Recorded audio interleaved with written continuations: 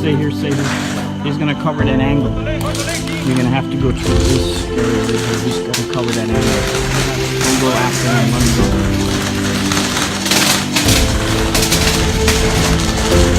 Okay.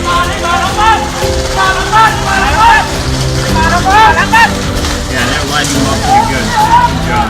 They got him. They got him cornered to that one.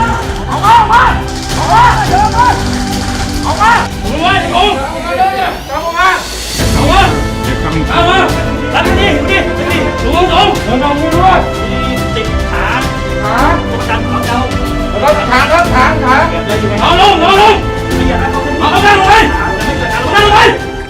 Okay, currently the Thai police instructors for EOD are establishing various different booby traps in this type of urban training environment.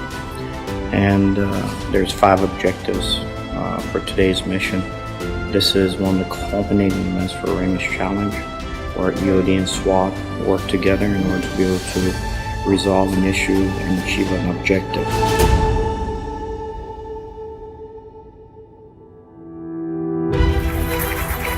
Lieutenant Colonel Sangari had 6 years of continuous combat deployment, 144 patrols, 22 Special Forces missions, and 2 key direct action operations.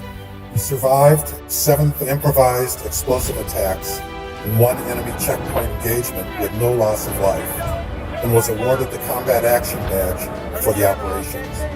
He conducted 670 key leader and tribal leader engagements in support of multiple counterinsurgency operations to counter enemy influence and terrorist activities in the region.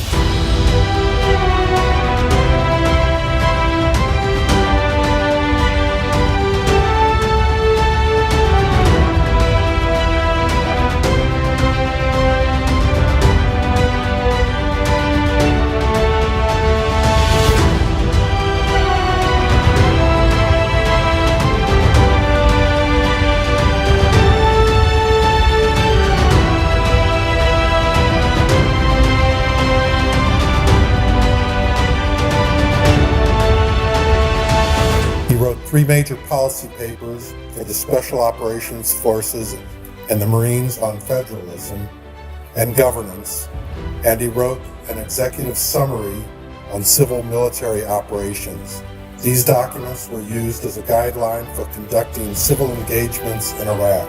The policies legitimized 3 newly elected city councils and 2 mayors in Al-Anbar province to counter enemy influence, which directly allowed a new approach in support of the Sons of Iraq efforts in Iraq.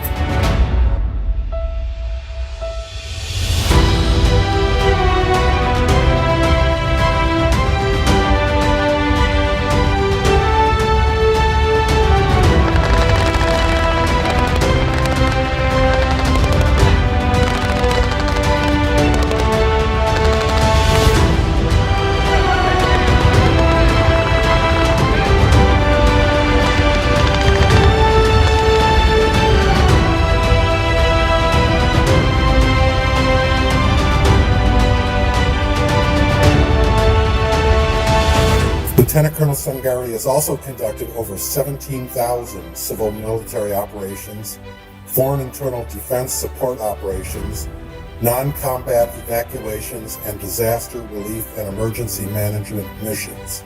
He conducted over 7,000 humanitarian missions to mitigate citywide emergencies covering provincial and regional shortfalls throughout the Middle East in support of unconventional warfare, irregular warfare, direct action, and contingency operations. Lieutenant Colonel Sangari planned, resourced, and executed the reception and integration of military personnel from the U.S. Army, North Atlantic Treaty Organization executive officers, and well-known civilian interagency personnel from 6 different U.S. civilian agencies, thus laying the groundwork for a coordinating reconstruction and development activity cells for operations in Afghanistan. His Specialty Skills Initiative became a pilot and a case study for how the Army recruits, trains, and conducts future civil military operations in both accessible and remote areas of the world.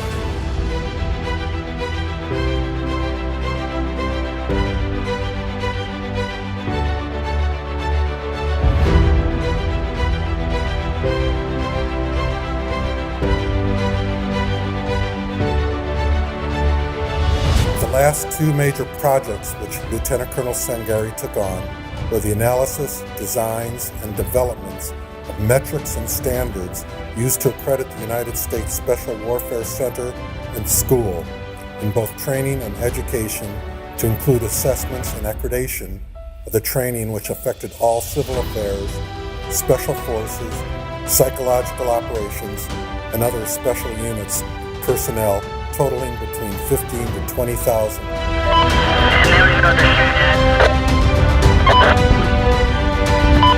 Flight 5, it's Lima 3, it's to the left for the median to the right, thanks. Let's see what happens next.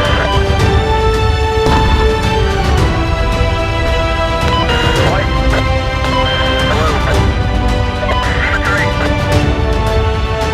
As an American, when I was young, I wondered, as a child wonders, what should I do when I grow up?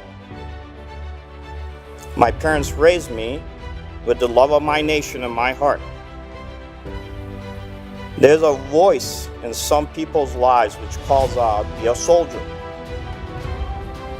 It is that time when a man or a woman sees a need to stand taller.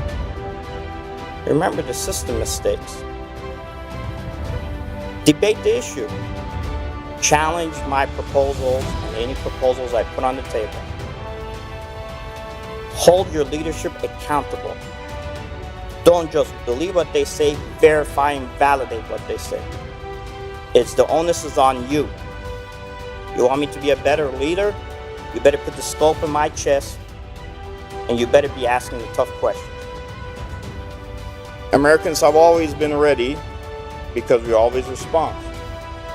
We do not shrink away from fear, but we walk towards our adversary.